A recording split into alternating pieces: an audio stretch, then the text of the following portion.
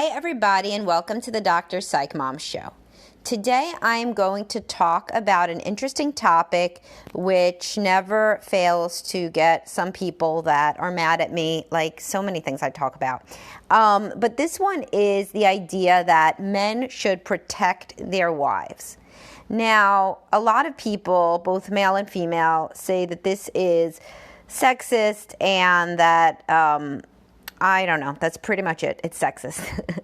I mean, it's not usually a very in-depth critique. But yes, I do believe, full disclosure, that men and women are different a lot of the time. And, you know, they can be more similar than different in certain areas. But if you've worked with couples and with individuals for as long as I have, you tend to notice some themes and different things that people want, which I myself attribute to a lot of evolutionary plus societal causes.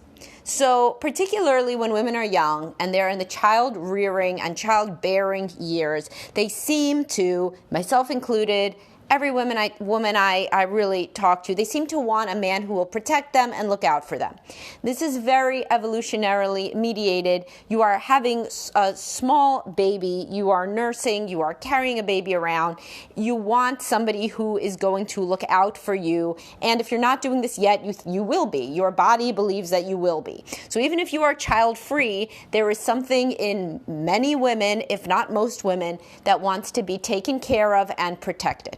So what are some ways, since we do not live in the jungle and there are no tigers or lions around in most people's environments, what are some ways for a modern day man to protect his wife without making her feel patronized or making her feel like she's his daughter or whatever else the criticisms would be? Because let me tell you, men are scared in today's era. They are really terrified to do the wrong thing. If they do the wrong thing, then they are treated as though they are some sort of a rapist, even if they are really a nice guy. So they never want to act too aggressive.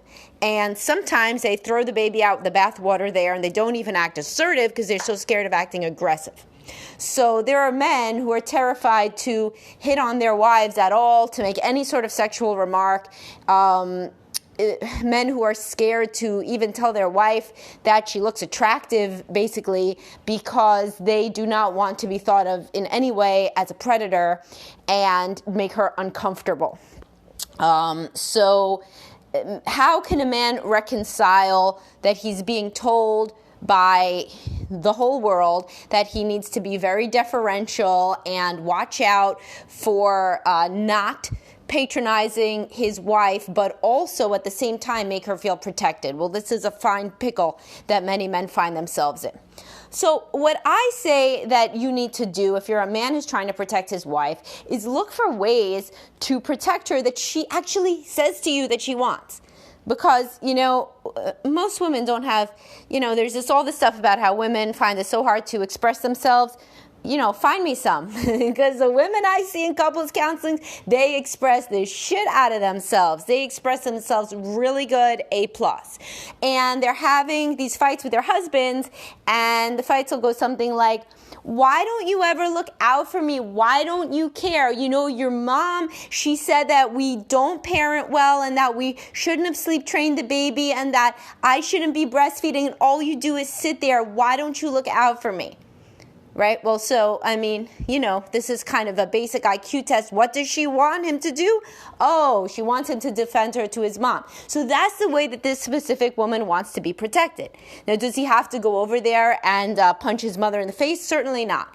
But he can certainly do something that isn't called standing there like a silent potato. So what would he do? He would say, Mom, leave her alone. If you have something to say about our parenting, say it to me. She's a great mom. All right. That's an easy thing for you to memorize on a flashcard. What are some other ones? Frequently, women do not want to be doing bad things to themselves that they are kind of stuck in a bad loop doing. So, for example, they're staying up too late and they're not getting to the gym. You might think that this is on the level of horrible. You know, if I told my wife when to sleep or when to go to the gym, boy, she would think I was a real asshole. Maybe not. Because That's also called being supportive. So you could try it. What's the worst that would happen? Your wife would be mad at you. What's it, Tuesday? Doesn't she get mad at you like Tuesday, Thursday, many days out of the week? So, who cares? You can try. So you could try to say, hey, I think that you should go to sleep now. You've been on your phone for like an hour. You're always so tired. Let's go to bed, sweetheart. I love you. Right? That would be a nice thing to say. If you don't think it would work, so try it. What do you have to lose? Nothing. If you get into a fight, if you're listening to this podcast, you probably get into fights anyhow, or all is not perfect in paradise. So try it. Try to say, hey, you told me you wanted to go to the gym. I think you look awesome, but you said you wanted to, and I want to be supportive. Let's go. Let's go for a run. Let's go to the gym. More people, men and women, would be receptive to this sort of caretaking than you think. I just did a podcast about reparenting. And one thing, it's a bonus episode, so you do have to be a paid subscriber to listen. But anyway, one thing that many people didn't get were firm, loving rules and boundaries from a parent. That's the ideal type of parenting, authoritative, warm and firm, which is distinguished from authoritarian, which is strict and cold, or permissive, which is warm and loosey-goosey, no rules. Authoritative, warm and firm is the best sort of parenting linked to the best mental health outcomes in children, because they have boundaries, but sometimes the boundaries can be moved with empathy and understanding. They're not just drilled, into the wall like they are in stricter homes where there is less empathy. I could do a podcast on that, so let's not go deep down that rabbit hole. But anyhow, people didn't get this, many people, so they wish that a partner would finally do it, that they had somebody who was actually looking out for their best interests in a warm and firm way. You can be this person for your partner, and that is a version of protecting your wife that she may really love. Now, getting back to like when I said, so what's the worst that could happen? She's going to get mad at you. Many men are terrified that the woman will get mad at them. And this is something you can really work on in counseling. And I'll link you to my podcast, not my podcast yet, my blog post, Stop Caring So Much What Your Wife Thinks. Because you got to stop caring so much what your wife thinks. You really do. It's not helping anybody. You're terrified of her, which makes you act like a terrified little boy, and she's mean mommy. The reality is she's just a human being. She's probably irritable if she has children, and she's a woman that is dealing with children and stress. So woman, children, stress, irritable. Men get irritable too.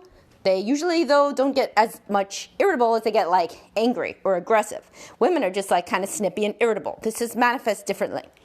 Either way, if your wife gets irritable with you, so who cares? Who died, really, if your wife gets mad at you?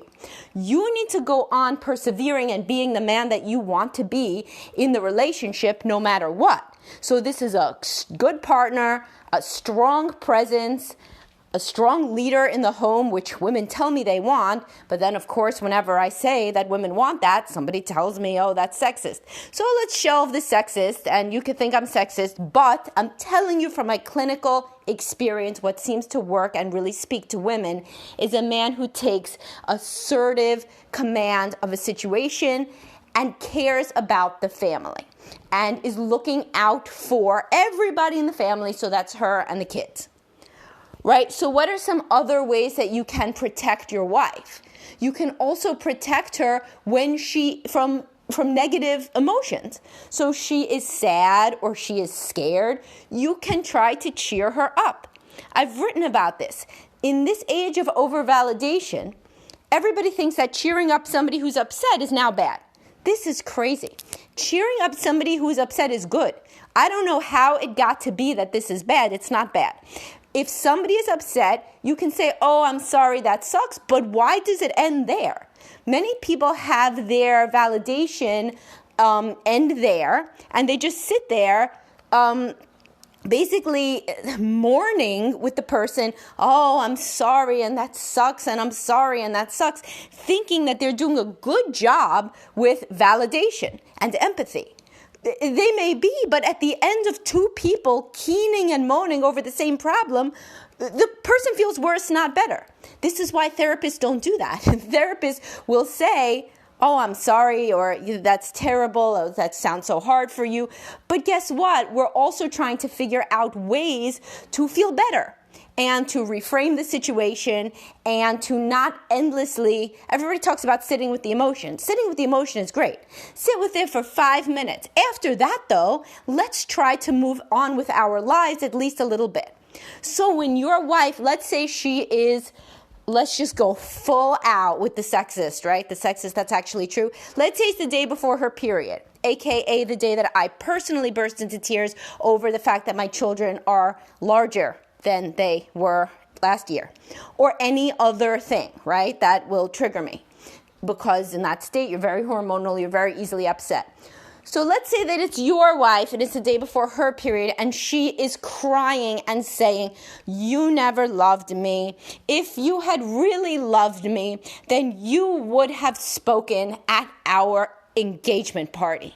And you're like, what is this new hell? I didn't even know that was a thing people did. What in the hell? And if you're like many men, you're going to go down this crazy path of, she's been thinking about this for 15 years, and this is something that I can never make up to her. And now I'm, first of all, not going to have sex in the next 36 days, and or she's going to leave me, and this is a horrible situation. No, she's mad. She's mad. So she picked something that she's mad about.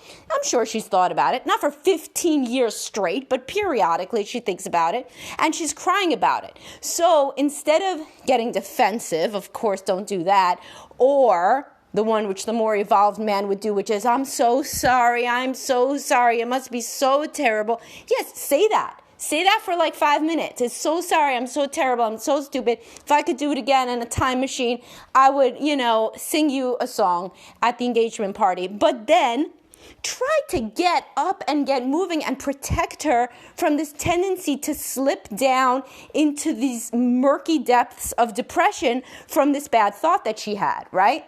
So get up and moving. She's upset, she's crying. Say, sweetheart, you know what though? Why don't you come over here? Why don't you come over here? Because we needed to bake cookies for the kids' thing, right? We needed to do that for the party. Let's start doing that now. Or here, you know what we could do? Hey, we could play this game. Got this game for the kids. That would be kind of fun, wouldn't it?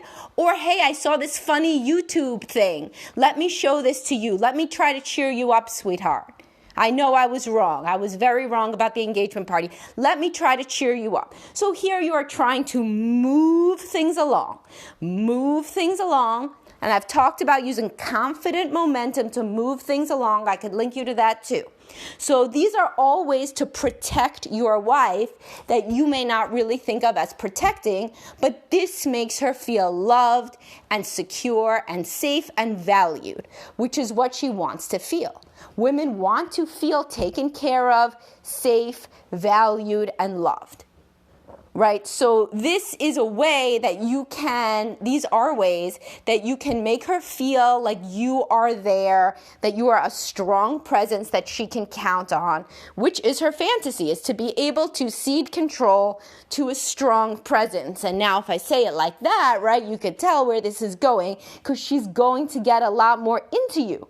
She's going to be a lot happier and feel more romantic, shall we say, right? And really a lot more affectionate, because you are finally stepping up and doing something that maybe short term she doesn't want you to do, but you have the strength to understand that gives her long-term benefit. So think about taking care of your wife in a way that gives her long-term benefit. Even if in the moment you do not say something that she wants to hear, such as, why don't you get off your phone, right? And go to sleep because you are always so tired. So short term, she may be like, don't tell me what to do. And if every single time you say it, by the way, if she says, don't tell me what to do, well then, what can you do? You could tell her, I'm trying to look out for you, I'm trying to protect you. But if she really says, no fucking way, I'll be on my phone if I want to, well, you're only human. You're not Houdini. So, but in the case that she looks up and she says, okay, you're right, then she may smile at you. She may start to feel like you have her back, like you are somebody who is looking out for her. If every time that she tells you that your mother, I'm just going to use your mother as the example of all that is evil, because it might resonate with your personal experience with how conversations go. If your mother said something to her, be on her side. You don't have to say, yeah, my mother's the most horrible person in the world, but you could say, wow, that sucks. I'll talk to her. And talk to her. You know how easy it is, by the way? This is like a useful tangent. You know how easy it is for guys to talk to their mother? Mothers love their sons so much. Men don't even try to talk assertively to their moms because they're scared of hurting their mom's feelings, or they think, this one is crazy, that their mom won't listen. Their mom will listen. More times than not, their mom actually will listen, unless she's like some real true narcissist, which most people are not. So if you say to your mother, hey, can you literally never talk to her, my wife, about sleep training again, ever? This is causing me marital problems. 9 out of 10 times your mom will be like, oh my God, really? Oh, I'm sorry. Okay, no, all right. Well, I didn't mean it. Well, and she'll get real flustered. And again, that's not your problem. You don't have to be codependent with every unhappy woman and solve her emotional problems in the moment. That's what we just learned about your wife. So this would be a little corollary. Stop so caring too much what your mom thinks. And you would be like, okay, thanks so much. And really, honestly, she's going to try not to talk about sleep training anymore because she doesn't want to ruin her relationship with you, her child, her son, the light of her life. So, that's how you would go about doing that. And in any way that your wife seems to want help, if she says, I am so overwhelmed, you step in and you do the thing. You could say, but then I'm going to be doing everything because being overwhelmed is constant. Well, honestly, if being overwhelmed is a constant for her, then she's probably struggling with depression and or anxiety. So you got to help. It's just like if she was diagnosed with cancer. If she is in any way emotionally, physically, mentally suffering, this is what marriage is. So start doing more stuff. And when you start doing more stuff, this is a secret. If you start doing more stuff, let's say you start doing everything, right? You say, oh, I can't do everything. Sure you can. If she really had cancer, you would do everything. So let's say that you did everything in the house, all the housework, all the childcare. If you took that much shit off of her plate and she's still upset, at some point, it's going to occur to her, or you may be able to say, seems like you're pretty depressed. Seems like you're pretty anxious. Maybe you should speak to someone. Because otherwise, she can blame it on the straw man if you don't do enough. Or maybe you really don't do enough, then it's no straw man. Either way, if you do more stuff around the house, if she feels overwhelmed, then she will be wrong about why she's overwhelmed to the point that she will start to see it. Well, he does this and he does this and he does this and I don't feel any better. So then she may be able to say, oh, I have to work on my own self. My feelings of overwhelm may be more intrinsic to me. So that's just a little hint. All the time, if you want your partner to start focusing on stuff internally, fix your own shit. This is such a magic trick, right? So if couples come into counseling, let's say that the guy gets really mad and he yells. So every time we come in and she says he yells, him yelling is bad, so great. So we talk about that because he's being aggressive and loud, which is, of course, bad, especially if there are kids in the house. So I say to him, and he says, but you don't understand. She baits me. She says this crazy thing and that crazy thing. She doesn't do this. She doesn't do that. I even think that she's texting with an ex-boyfriend. I don't know what's going on. So I say, listen, if you want us to talk about all that stuff, stop yelling, right? Stop yelling for 1 week. Next time I meet up with you, we can't talk about you yelling. Because out of all the things you called her, you didn't say she's like a psychopath. She's not going to lie pathologically in couples counseling. So I'm going to say, did he yell this week? She's going to say no. And then guess what? Guess where the focus is going to be? Maybe it's going to be on some of her stuff. So always the trick to making your partner focus more on them is be better. Not be worse. Be better. Be better, and then the smoke will clear and their issues will become the salient ones to deal with. So that's always something you could try. Now, if you've been trying to be better and be better and be better forever and it doesn't work, then you're in a very dysfunctional relationship and you need to get out. But anyhow, that's a wrap. And I will talk to you guys soon. And I hope you enjoyed this podcast. Please leave me feedback and have a great day.